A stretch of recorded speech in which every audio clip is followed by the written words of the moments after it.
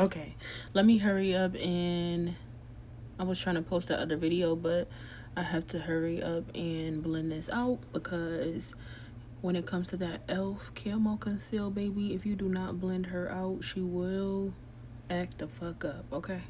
So let's blend this out.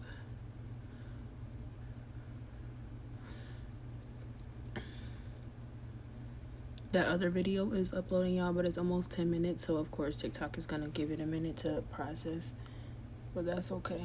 I just wanted to make sure I got this eyebrow part on film, and then I'm gonna go and blend out the others just like this.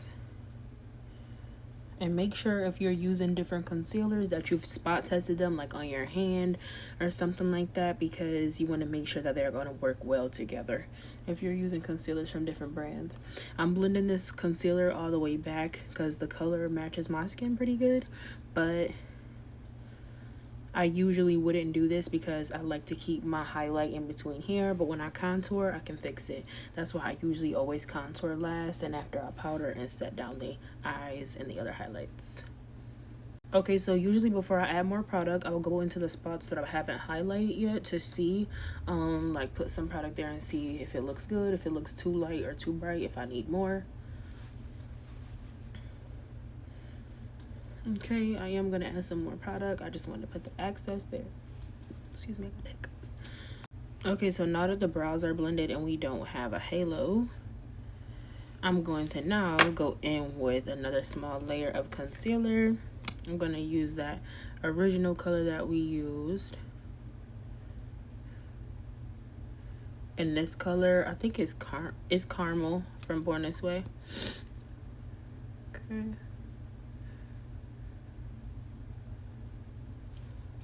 Then these are another two products that are new that I did not get these on sale, but they're that good. I think I got the recommendation from Troya Monet, and I liked Hourglass like foundation, but this is my first time really using the concealer.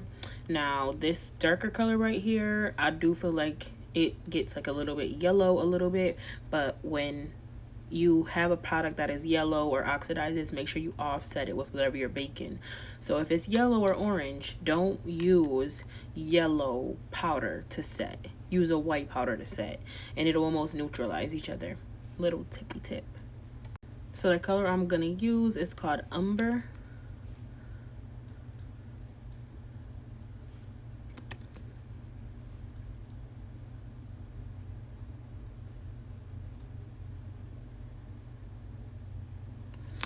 And then I'm going to go in with a little bit of the maple color.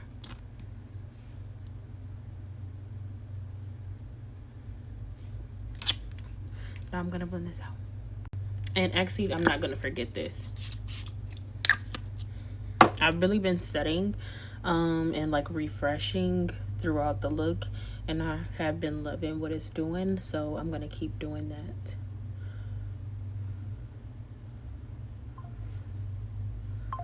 And as y'all can see, I have excess product on my face, so I went to the places that has the least amount of product first, like I was telling y'all in the beginning that I would usually do. I'm gonna put a little bit right here. I'm also gonna put some excess right here in my cut spaces, and I'm gonna keep blending out. Always make sure you do keep like a handy dandy paper towel next to you. If you feel like you have too much product on your face, do not keep blending it out, do not keep spreading it out. Just go in, wipe the excess off just like this, then keep blending. Okay, so some girlies that don't have very textured skin can pile on products and it not give you an effect. But if using, you know, 1 or 2 or 3 different concealers, how we did today, you find that it's making your under eye a little bit more creased than you would usually like, it's okay, because like I was saying, you can offset it in certain ways. So if you can't go in right now like me with another bright color and put it right here like I'm getting ready to do, use a white powder again, and make sure you're baking for a little bit longer so you're getting that under eye pop like you want to, but also not getting a cakey look.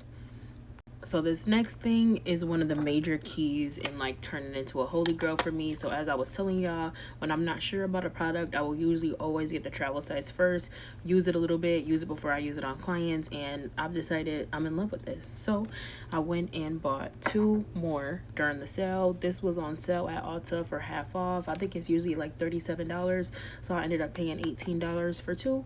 And I'm probably still gonna go back and get the yellow color, to be honest. But I got 2 translucents. So we're going to set and bake with this right now. So if you have to, always make sure you go in with the brush. Again, I'm going to go just over the top of my lids where I feel like it's maybe creased or sat in a little bit while I've been chatting. I'm going to look up so I can bring that under eye fatty part out to make sure I've really gotten it all covered and that my creases, if anywhere, and my little teeny crow's feet are all blended out. And then I'm going to open up this. And before I actually bake, I'm just gonna set first. So I'm just gonna go in lightly with this powder before I really put it on and set her down. And as you can see, I'm also using a brush. I'm not using something very packed like a beauty blender or like a triangle. I am going to use one of those, but I'm going to first start off by using a brush just so we'll get a light, nice set. And then we're gonna go in and bake. And as you can see, it's setting down really nice, looking very flawless and airbrushed. Make sure, like again, if you have a big nose or any big dips or smile lines that you're setting those, you can always go through with the finished powder to get that ashy look off. The most important thing when you set your looks is to actually make sure that they're set and that that product is dried down so it will not move on you throughout the day.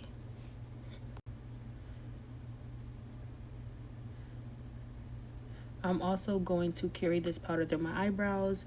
We've only concealed and shaped the brows and laminated them with gel. There's no fill-in yet. We are going to be filling them in.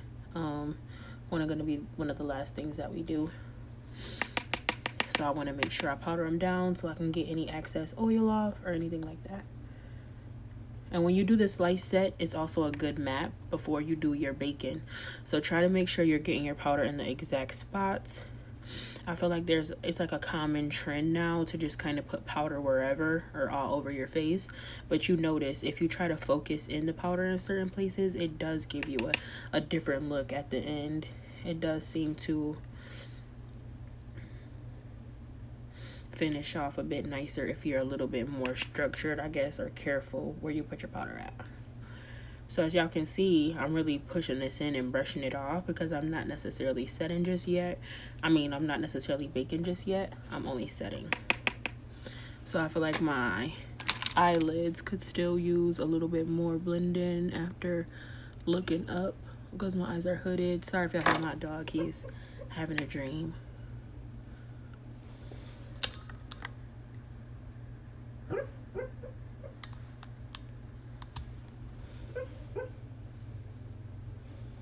So as y'all can see, before I've even really blended out the powder in my eyebrows, it's already soaked up because I must have like, you know, some oils or something. And sometimes that happens, depending on what products some people use, it'll make them produce oil. And I just recently found out that the Born This Way concealer, I think they said has coconut oil in it or something like that. Because this girl in the store was telling me how it makes her eyes water. I never knew that. Does that happen to anybody? If that happens to you, tell me. Because I need to figure out ways I can offset that for certain clients. Because certain clients be watering. Okay, so as y'all can see, the chatting has extended this from a part 2 to a part 3. So make sure you go to the part 3 so you can hopefully see the final look. Hopefully that's going to be the final video. But so far so good. You could literally leave the house like this if you wanted to, put on mascara if you wanted to, and just be done with it. But y'all know I'm a little bit extra, so you got to add a little bit of